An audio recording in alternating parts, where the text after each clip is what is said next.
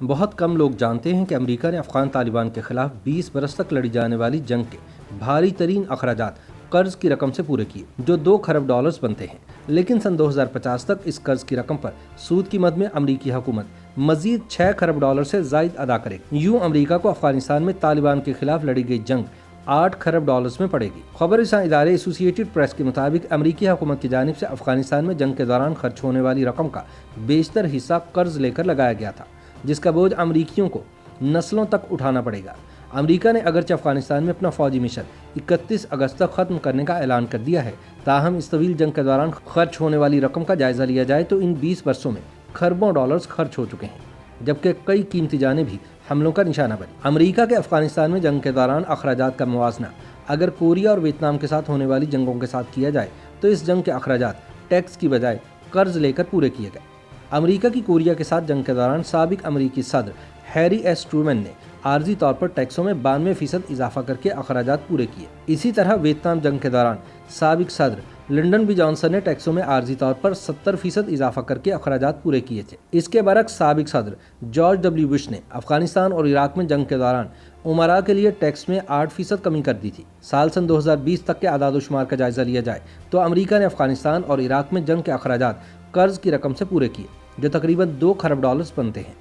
ایک اندازے کے مطابق سن 2050 تک اس قرض کی رقم پر سود کی مد میں امریکی حکومت 6 کھرب ڈالر سے زائد ادا کرے گی۔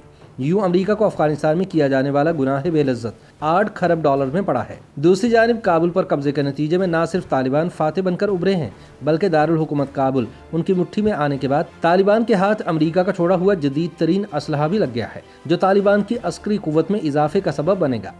دلچسپ بات یہ ہے کہ حالیہ ہفتوں کے دوران ملک کے زیادہ تر حصوں میں افغان فورسز نے بغیر کسی مزاحمت کے طالبان کے سامنے ہتھیار ڈال دیے، اور یوں 15 اگست کو دارالحکومت کابل بھی طالبان کے قبضے میں آ گیا۔ واضح رہے کہ امریکہ نے طالبان کے خلاف لڑنے کے لیے افغان سیکیورٹی فورسز کو جدید ترین اسلحے کی فراہمی اور تربیت پر کئی بلین ڈالرز خرچ کیے، تاہم افغانستان کے زیادہ تر حصوں میں حکومتی فورسز کی طرف سے بزدلی کا مظاہرہ کرتے ہوئے لڑے بغیر طالبان کے آگے ہتھیار ڈالنے کے سبب یہ امریکی ہتھیار اور اسلحہ اب طالبان کے ہاتھ لگ چکا ہے۔ طالبان کے آن لائن نیٹ ورکس پر ایسی ویڈیوز کی بھرمار ہے جن میں طالبان جنگجوؤں کو امریکی اسلحے پر قبضے میں لیتے، قبضہ شدہ گاڑیوں پر گشت کرتے یا پھر ملٹری ہیلی کاپٹرز کے ساتھ پوز بناتے ہوئے دیکھا جا سکتا ہے۔ ملک کے شمالی شہر قندوز سے تعلق رکھنے والی تصاویر میں دیکھا جا سکتا ہے کہ طالبان کے قبضے میں ایسی مسلح فوجی گاڑیاں ہیں جن پر بھاری ہتھیار اور دیگر ملٹری آلات نصب ہیں۔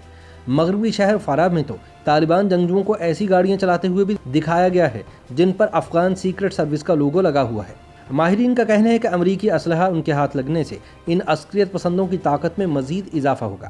ایک سابق امریکی فوجی اہلکار جیسن ایبرین کے مطابق واشنگٹن یہ بات بہت پہلے سے مد نظر رکھے ہوئے ہے کہ طالبان امریکی اسلحہ قبضے میں لے سکتے ہیں۔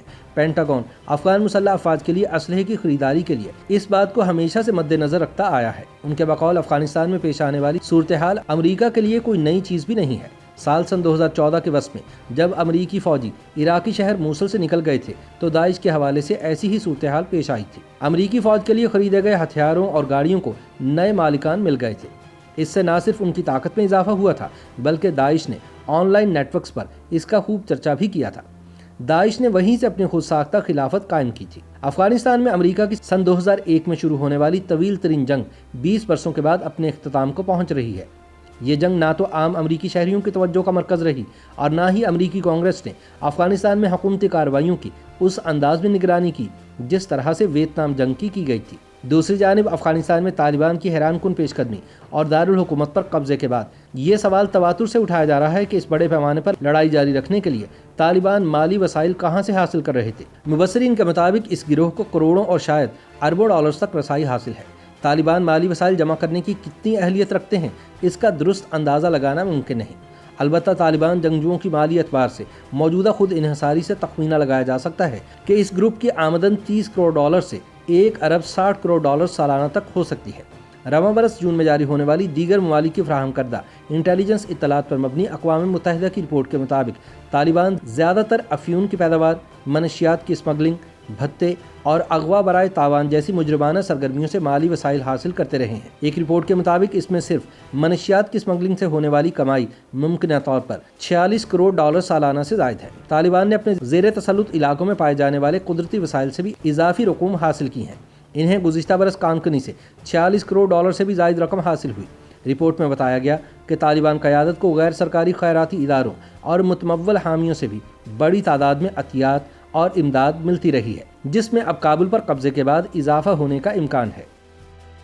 YouTube پر گوگلی نیوز دیکھنے کے لیے youtube.com کی سرچ بار میں googly news T V type کریں۔ گوگلی نیوز کے پیج پر سرخ رنگ کے سبسکرپشن والے بٹن پر کلک کرنا نہ بھولیے۔ YouTube پیج پر اپلوڈ ہونے والی ویڈیوز سے باخبر رہنے کے لیے بیل آئیکن پر کلک کیجیے۔ آپ کو ہر نئی ویڈیو کے بارے میں نوٹیفیکیشن موصول ہو جائے گا۔